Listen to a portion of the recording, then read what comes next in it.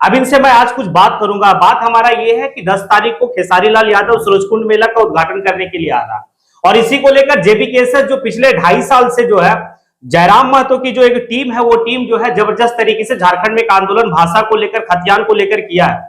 इसी दरमियान में जो है कि कुछ जेबी केसेस के कुछ लीडर हैं, वो लीडर स्पष्ट रूप से इस बात को कह रहे हैं कि अगर सूरजकुंड मेला में अगर खेसारी लाल यादव आता है तो पुरजोर तरीके से इनका विरोध किया जाएगा, बाहरी कलाकार का विरोध किया जाएगा।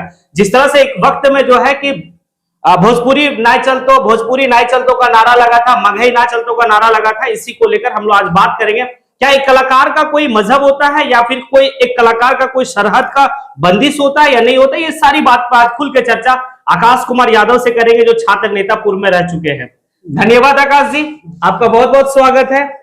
आप सारी बात को देखें तो आप इसमें क्या कहना चाह रहे हैं कि खेसारी लाल यादव का पुरजोर तरीके से जो है कि विरोध किया जा रहा है जेबी केसेस के द्वारा, आप इसमें क्या आपकी राय है? जेबी केसेस का जो है अपना छात्र मतलब झारखंड में वो अपना 2.5 साल के मतलब दरमियान में काफी आंदोलन किए हैं ताकि हमारी झारखंड की जो नीति है वो लागू हो सके, झारखंडियों को अपना मूल में पहचान मिल सके, उनकी मूल जरूरतों को झारखंड मतलब जो बाहरियों का कब्जा है यहाँ माना जाता है। हमारा भी जैसे कोडरमा, धनबाद कुछ ऐसे इलाके हैं जहां आज भी हमारा झारखंड और बिहार के बंटवारा होने के बाद भी आज भी बिहारी का दबदबा बना हुआ है, लेकिन वो हमारे लिए मायने नहीं रखता है। सिंपल सी बात है, हम कहीं ना कहीं एक देश और एक वासी हैं।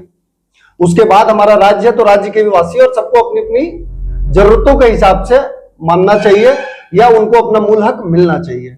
रही बात हमारे सूरजकुंड मेला में, जो हमारे बिहार से खेसारी लाल यादव जी जो भोजपुरी इंडस्ट्रीज के एक जाने माने कलाकार हैं, और मेरे अनुसार अगर उनका विरोध हो रहा है तो ये नहीं होना चाहिए एक कलाकार के तौर पे।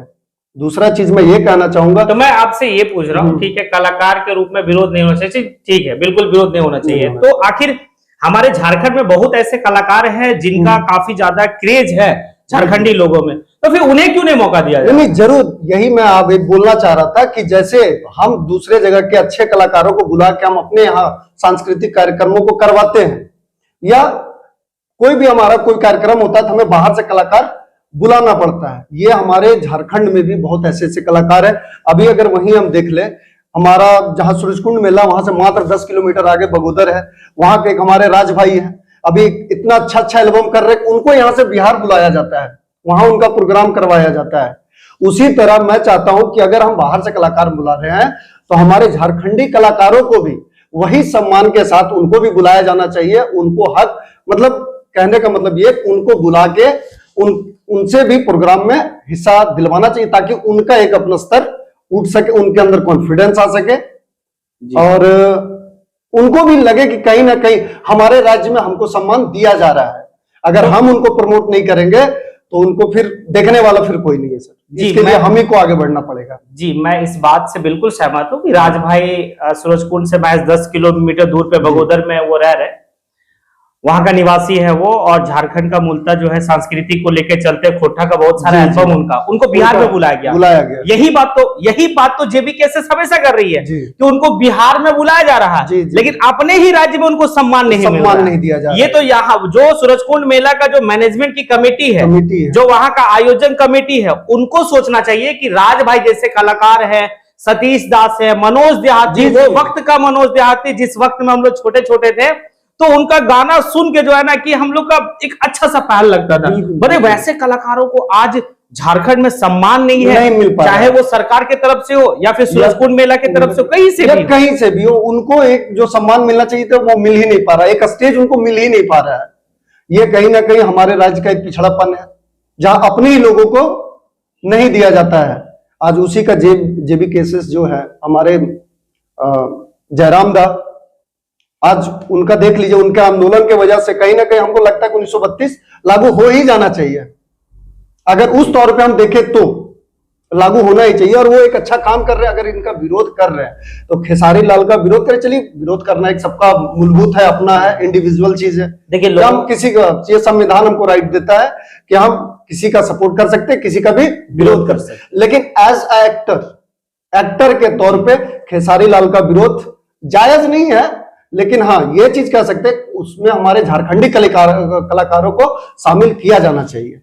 बड़े पैमाने पे किया जाना। जी। और देखिए कहीं ना कहीं अपनी सांस्कृतिक, जैसे जेबी कैसे जयराम महतो, अमित महतो, तीर्थनाथ आकाश, ये जितने भी लोग हैं सभी लोग जो है कि कहीं ना कहीं अपनी झारखंड की संस्कृति को बचाने के लिए वो लोग लड़ रहे हैं। बिल्कुल। और भाई आज कहने का मतलब है कि आप कह सकते हैं कि सूरजकुंड मेला का मैनेजमेंट कमेटी जो है वो क्या कर रहा है कि अपनी संस्कृति से खिलवाड़ कर रहा है। हम जो देखिए, हम विरोध किसका कर सकते हैं, हम विरोध उसी का कर सकते हैं जैसे बहुत अश्लील तरह का गाना है। और अधिकतर कहा जाता है कि भोजपुरी में जितने भी लोग मतलब है ज्यादातर लोग अश्लील तरह का गाना करते हैं। इनका हम लोग विरोध करेंगे, ठीक है। और लेकिन अगर हमारे झारखंडी कलाकार को, तो उसी चीज को कह रहे हैं, संगीत में अपनी सांस्कृतिक देखिएगी। बिल्कुल। जब हम अपने खोटा गाना को लेकर जब हम लोग गुनगुनाते हुए चेहरा को देखते हैं तो लगता है कि अपनी संस्कृति झलकती है। जैसे एक एग्जांपल बता रहे हैं, धनबाद का एक आपका मनोज देव है, जो काफी पॉपुलर चेहरा है आज के दुनिया में। आप यूट्यूब में देखेंगे तो काफी पॉपुलर है, यहां तक कि वो आप कह सकते हैं डॉक्टर विवेक बिंद्रा का प्रोग्राम में वो गए, वो संदीप महेश्वरी का प्रोग्राम में गए, और सभी का प्रोग्राम में गए। वो इस बार अभी गए थे इंडोनेशिया, और इंडोनेशिया में उस जगह पे गए वो जिस जगह पे कहो ना प्यार फिल्म की जो गाना चल रही थी, और वहां पर जाके वो चल गए गंगिया डुबकी लगे पे गंगा के पानी में, उस गाना पे जी इंडोनेशिया में। ये कहीं ना कहीं जेबी केसेस के उनके आंदोलन के द्वारा ही हो पाया, मतलब उनसे एक प्रेरित हुए वो, जी और ये कर पाए। कल तक लोगों को क्या लगता था, अच्छा खोटा बोलना शर्म की बात होती थी, आज ही नहीं, आज फख्र हम लोग तो फख्र महसूस करते हैं। जैसे एक हम लोग अगर इनफॉर्मल में चले जाते हैं तो फिर हम लोग वही लैंग्वेज में आ जाते हैं कि कर ली हो, कहने जी भी हो, कैसा नहीं हो, यही लैंग्वेज हम लोग का होता है। बिल्कुल होना भी चाहिए, अब होता है। अब लोग मोस्टली देखिए जिस लैंग्वेज में अभी हम बात कर रहे हैं, ये लैंग्वेज हमारा प्रोफेशनल हो सकता है, लेकिन आज भी अगर हम अपने लोगों से संस्कृति की बात करिए, अपने लोगों से मिलते हैं तो ये लैंग्वेज हम लोग खो देते हैं। फिर हम लोग अपने लैंग्वेज में आते हैं कि भाईवा कहाँ हल्ली, कितना दिन से मिल ली ना। हाँ आकाश जी, एक बड़ा खूबसूरत बात है कि कभी आप देखेंगे कि दो बेंगोली बात समझिएगा, और यह स्पेशल झारखंड के उन मतलब झारखंडियों के लिए है जो आज खोटा बोलने में शर्म करते हैं, उनके लिए मैं बात कर रहा हूं। आप देखिएगा कि दो बेंगोली है, वो अगर हम कह सकते हैं कि टेक्सास में है, अमेरिका टेक्सास में है, कंट्री में है, तो भी वो अपने ही लैंग्वेज को प्रमोट करेंगे। कैलिफोर्निया में हो, अगर दो बेंगोली अगर वो मिल गए रास्ते में तो एक ही बात बोले, दादा केमन आछो की कोशिश एखो ना तुम्हें। और हम अगर कहीं इस बात को कह दिए की हो की करो ही यहाँ, तो वो कहीं ना कहीं वो फील होने लगता है। ये चीज को हटाना पड़ेगा हम लोग। ये बिल्कुल धीरे धीरे हट रहा है और बड़ा मजा आता है जब हम खोटा में बात करते हैं। अपना लैंग्वेज का तो मजा है, चाहे मुंबई में भी है, वहां भी मिले तो भी बात करें। अगर अपना भाई मिल गया, दादा कैसा नहीं, अरे यार दादा वो सुनने के बाद जो अपनापन, फिर अपनापन जो जुड़ता है, तो फिर बात करने का मतलब कोई बैरियर नहीं रहता। जब खुल के अपनी बातों को उनके सामने रखते हैं या उनकी बातों को समझने की कोशिश करते हैं, ये चीज पिछड़ रहा है हमारे। कहीं ना कहीं चाहे वो खोटा हो, इधर संथाली हो, अपने लैंग्वेज को हम भूलते जा रहे हैं जी। अब इसको जगाना है, और जयराम तो अच्छा काम कर रहे हैं, हम तो उनका सपोर्ट में है सर जी। कि वो जो कर रहे एकदम बिल्कुल होना चाहिए। हम अपनी चीजों को अगर आज खो देंगे तो कल हम कहीं ना कहीं खुद को खो देंगे। वही चीज तो है। आज जैसे इंडिया की बोली जाती थी, इंडिया की मोस्ट ऑफ द मतलब ज्यादातर हमारे राज्यों में हिंदी भाषा बोली जाती थी जी। लेकिन आज हम अगर कहीं चले जाए वैसे जगह, तो अगर आपको इंग्लिश नहीं आती है तो शर्म महसूस होता है, हमको इंग्लिश आती नहीं।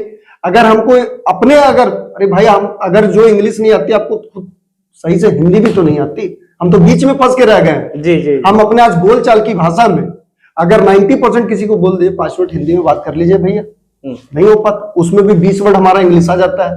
तो हमको कहीं ना कहीं अपनी भाषा की ओर लौटना होगा। एक सवाल और है आपसे, और अंतिम सवाल है, जिस तरह से बिहार की भाषा जैसे भोजपुरी इंडस्ट्री है, मगही है, हाँ पूरे बाकायदे हिंदुस्तान में तहलका मचा रहा, बिल्कुल।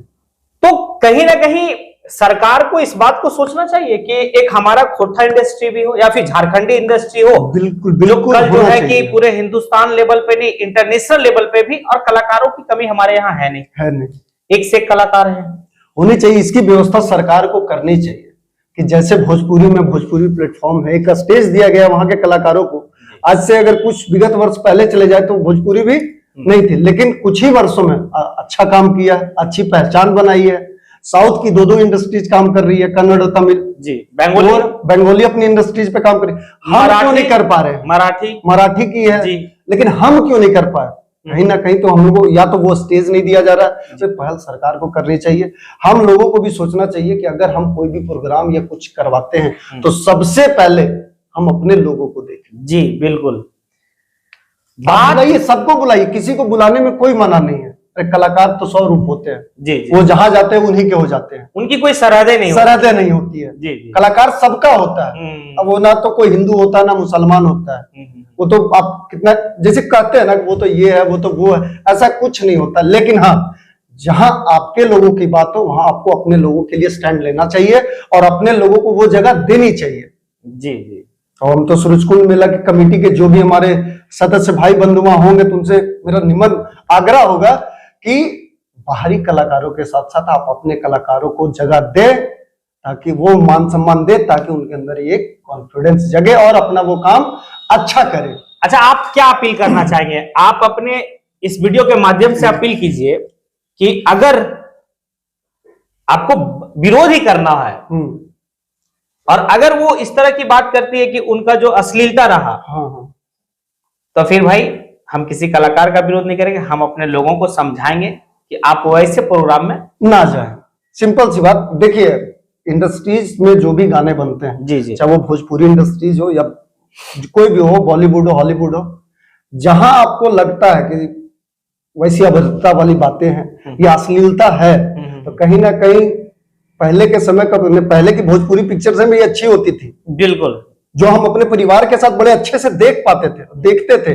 लेकिन कुछ वर्षों से, लेकिन अभी भी खैर काफी सुधार है। भोजपुरी का अश्लीलता का विरोध तो बिहार में भी कई भाई बंधु हमारे कर ही रहे हैं और उसका काफी इम्पैक्ट भी पड़ा है कि कहीं ना कहीं धीरे धीरे अश्लीलता पूरी तरह से खत्म नहीं हुआ, लेकिन कम जरूर हो गया है। तो आप अश्लीलता का विरोध कर सकते हैं, हम भी करते हैं, अश्लीलता का विरोध होना ही चाहिए, लेकिन एक कलाकार के रूप में कलाकार का विरोध करना जायज नहीं। कलाकार सबका होता है। इसी के साथ आप आकाश यादव की सारी बात, जो छात्र नेता है, सारी बात को आप समझे, लेकिन मेरा एक अपील होगा कि शायद जेबी केसेस या फिर जो आज झारखंड खाद्यान्न संघर्ष समिति के जो लोग हैं उनकी कुछ कमी हो गई है, जो आप अपने लोगों को समझा नहीं पा रहे हैं, अपने लोगों को आप बता नहीं पा रहे। शायद हमारी कमी है कुछ, कि वैसे आयोजक में जो है कि बाहरी कलाकार को बुलाया जा रहा है, हम अपने कलाकार को नहीं बुला रहे हैं। हम विरोध नहीं करेंगे, हम अपनी कमी को ढूंढेंगे कि हम आखिर कहां जो है कि कमजोर पड़े। जो हमारे लोग आज भी बाराती में जो है कि भोजपुरी गाना बजाते हैं, डांस करते हैं भोजपुरी गाना में, हमारे खोटा गाना में नहीं, जबकि खोटा गाना में एक से एक जो है कि शादी विवाह में जो है बजने वाली गाना है। अगर इस बात को अगर आपको समझ में आता है तो ठीक है, नहीं आता है कोई बात नहीं, हम सुधरे जग सुधरा, ये एक कहावत है। और आज इसी के साथ यहीं पे बात समेटते हैं। धन्यवाद, जय हिंद।